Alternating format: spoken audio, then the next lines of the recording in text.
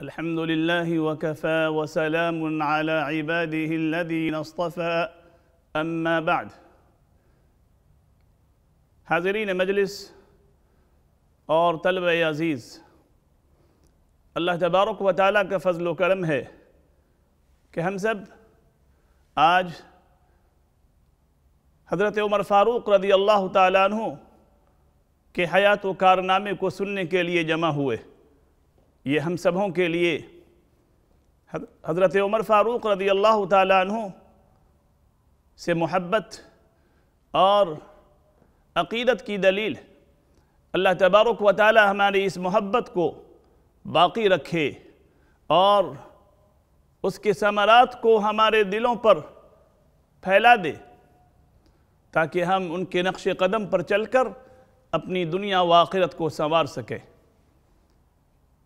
طلبہ عزیز، تو آئیے سیرت عمر بن خطاب کے اس حلقے میں حضرت عمر فاروق رضی اللہ تعالیٰ عنہ کے بلند و بالا اخلاق اور امتیازی صفات میں دو اہم صفت پر مختصر روشنی ڈالتا ہوں، تاکہ ہم سب ان اخلاق و صفات سے سبق حاصل کریں اور اپنے اندر وہ صفات پیدا کرنے کی کوشش کریں، تاکہ جس طرح ان صفات کی وجہ سے اللہ تبارک و تعالیٰ ان سے راضی ہو گیا تھا، اللہ تعالیٰ ہم سے بھی راضی ہو جائے۔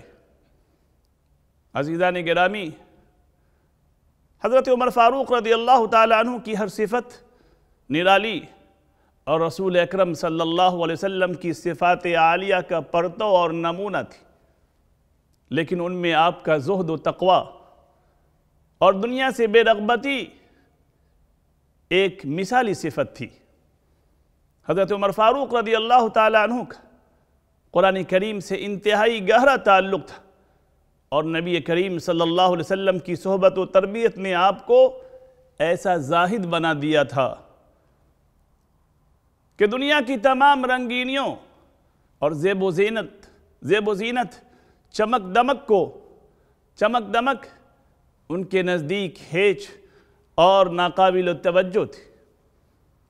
ایسی سادگی سے زندگی گزارتے تھے کہ ان میں اور عام لوگوں میں کوئی فرق نہیں ہوتا تھا۔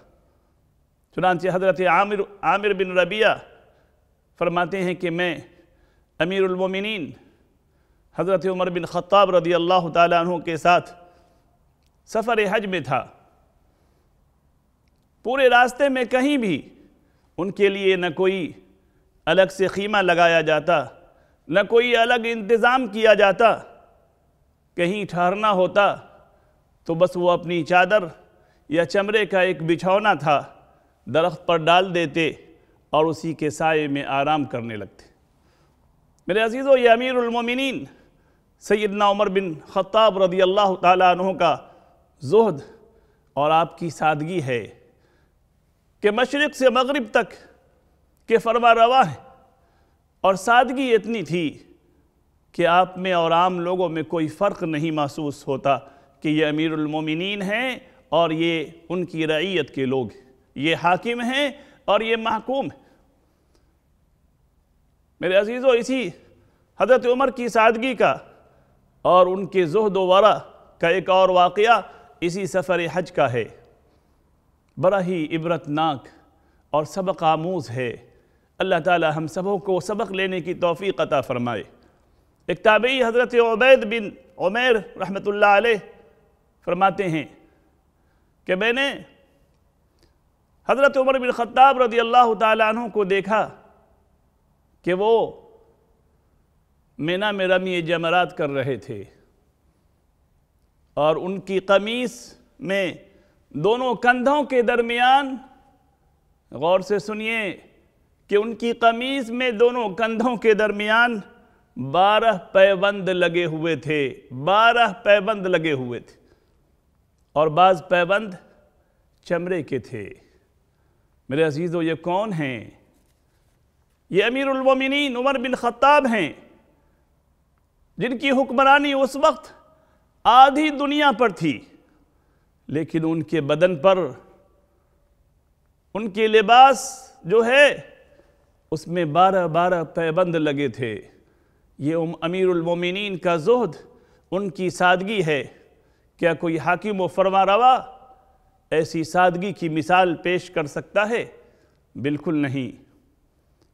زہد و ورع اور سادگی نے حضرت عمر کو، یہی وہ زہد اور ان کی سادگی اور دنیا سے بے رغبتی تھی جس نے حضرت عمر رضی اللہ تعالیٰ عنہ کو تمام صحابہ میں ایک خصوصی مقام عطا فرمایا تھا۔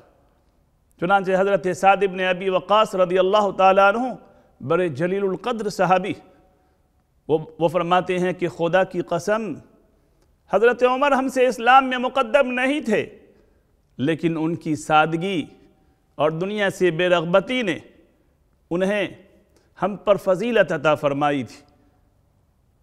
میرے عزیزو، حضرت عمر رضی اللہ تعالیٰ عنہ کی زندگی کا، حضرت عمر کی صفات میں ایک اہم صفت انفاق فی سبیل اللہ کے راستے میں مالی قربانی کرنا، صدقہ کرنا، یہ ان کی ایک خاص صفت تھی، جس کا ایک واقعہ وہ خود ہی بیان فرماتے ہیں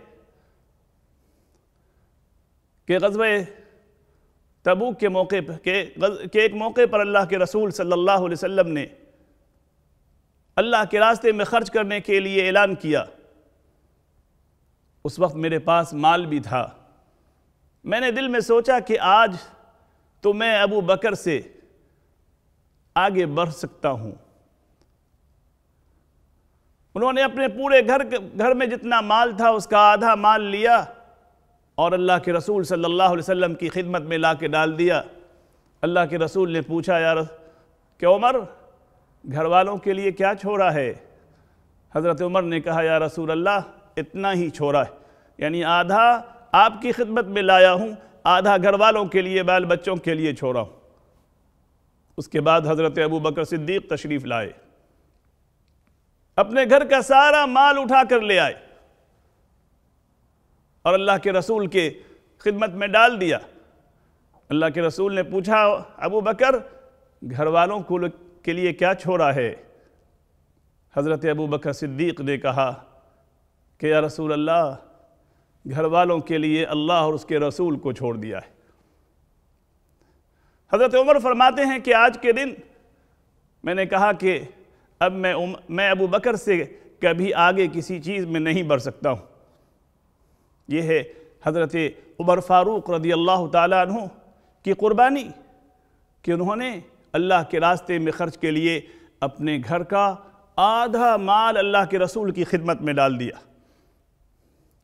ایک اور واقعہ جو ان کے صاحبزادے حضرت عبداللہ بن عمر رضی اللہ تعالیٰ عنہ نے بیان کیا ہے کہ حضرت عمر رضی اللہ تعالیٰ عنہ کو خیبر کی ایک بہت ہی قیمتی زمین ملی، بہت ہی قیمتی اس وقت کی زمین تھی۔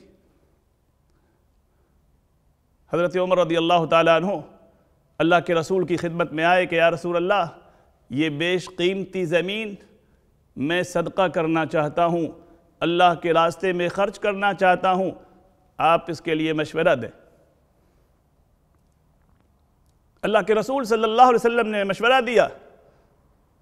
بالآخر حضرت عمر فاروق رضی اللہ تعالیٰ عنہ نے یہ خیبر کی یہ بیش قیمتی، انتہائی قیمتی زمین اللہ کے راستے میں وقف کر دیا۔